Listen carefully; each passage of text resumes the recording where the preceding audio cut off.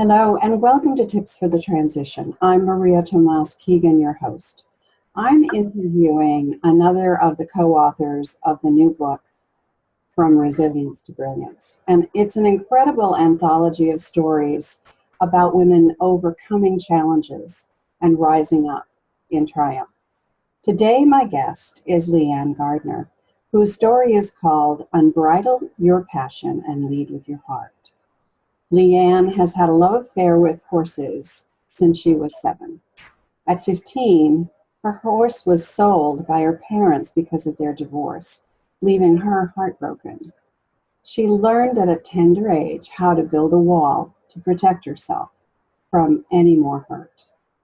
Hello, Leeanne, and welcome to Tips for the Transition. Hello, Maria, and thank you so much for inviting me. I'm excited about this. I'm excited to have you and for you to tell this story because it's a unique one, and I would love for you just to start at the beginning and share it with us. Okay, great. Thanks. So I'm the youngest of 6 children, grew up in Kansas, and had, as you said, I started my love affair with horses at about age 7. So every waking moment I was with the horses when I wasn't in school. And really, they were my safe haven. And, you know, if there was a mare that was due to have a baby, I got to spend the night in the dusty old tack room and smell all the horse sweat and all that stuff, and I loved it. So that really was my life. Each summer, I would go away to Fulton, Missouri, and be junior rider at a stable and get to clean stalls and live with my trainer in a nasty old trailer, excuse me, and really immerse myself in the horses. And one summer, while I was at the trainers, I got a call from my sister who said, "I'm going to come get you. You need to come home. Mom and Dad are getting a divorce." Well, in my mind, I'm like, no, I have a horse show. I'm not coming home. I'll get there when I get there, because I didn't understand. So it really led to this whole path of, wow, my whole life has now changed, because I bought a horse. I was lucky enough, actually, I should say my parents bought a horse a couple years earlier that I had been leasing from William Woods College. So he became my own. And the book goes into a little bit more detail about Doobie. So he was my first boyfriend with 4 legs and hooves. And I loved him. And so what happened with the divorce was I was very close to my father. He had a love affair with horses as well. So that was my only one-on-one time with him, being with 6 children, was the time at the barn. And so I really cherished that. But when he moved out of the house and was then going to move to California, he informed me that we had to sell my horse. So this point to me was like, what do you mean we have to sell him? You know, that just never entered my mind, because this was, you know, the one thing in life I loved. And so I shut myself off. And so I wouldn't go see my horse as much as I had before. And we did sell him. I don't even know if I said goodbye, because the pain was just so deep.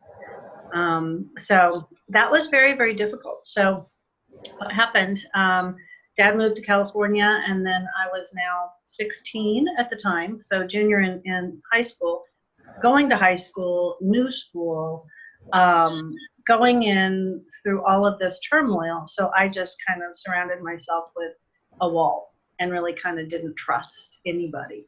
Mom moved to Texas, and I had the opportunity to move with her, but I wanted to stay, you know, going to high school with my friends, because that was at least my only certainty. None of my siblings were around. The one sister that was in town didn't really want, you know, a 16-year-old living with her. So it was an interesting journey, because at age 16, I'm now living with friends' parents and having to grow up really, really fast. So not only have I gone through this grief of losing my horse, but now having to kind of take care of myself.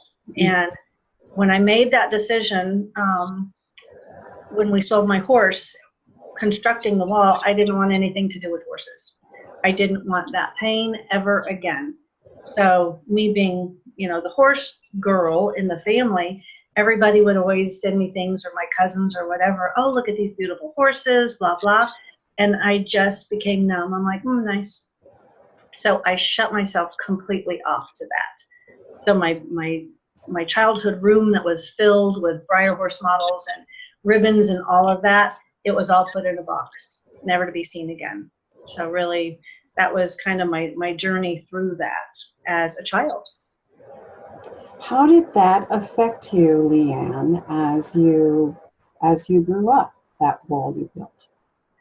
I, not in a good way, probably, not the most healthy way.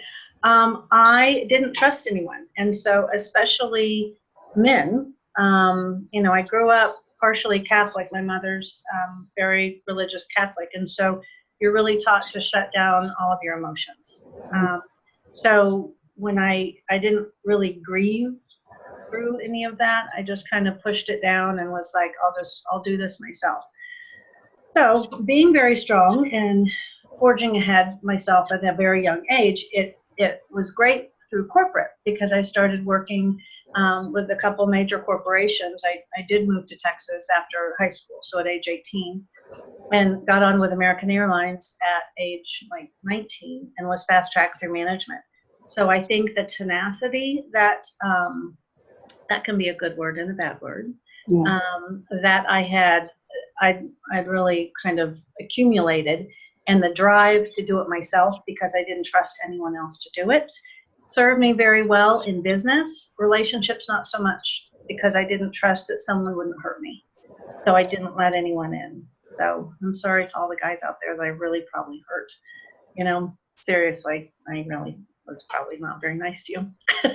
But in corporate, it served me okay. It's so interesting. It occurs to me as I listen to your story that there are probably a lot of women out there who have left their passion behind for some reason or another. And I'll bet you've met a lot of them, huh? Yes, I really have. And kind of the interesting thing is how I got back into my love affair with horses and dusting off that passion was fast forward 17 years from when I sold my horse. I was working for another corporation in Scottsdale, and the executive secretary had a picture of her horse on her desk.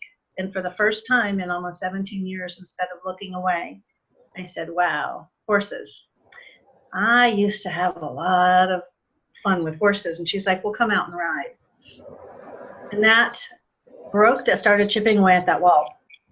So then I kicked down the wall with both feet and got 7 horses and started showing and all that. And so once I broke down that wall and welcomed that passion back in, I would start having conversations with my colleagues in corporate about what's your passion, what lights you up. And that's, so much of what I do right now. But I started this probably in the mid-90s, and so many of them couldn't tell me what their passion was. And so my journey with the horses was I would just make people think. It's like, okay, this is what I do, and this is what that life balance means. Of find what it is that you may have built a wall up against, and go find it and re-explore what that would mean and how it would feel to you if you brought it back into your life. Thank you for sharing that story. I love that you just told us how you kicked down that wall with both feet. And I now understand why they call you the Passionista. Yes, I do. Yeah, if I'm passionate about something, it's all over my face. Yes, it is. It definitely is. So for our audience, I would like you to please stay tuned for our next segment with Leeanne, as we're going to go deeper into what she was feeling and what she did about it. So please stay tuned. Till next time, I'm Maria Tomás-Keegan.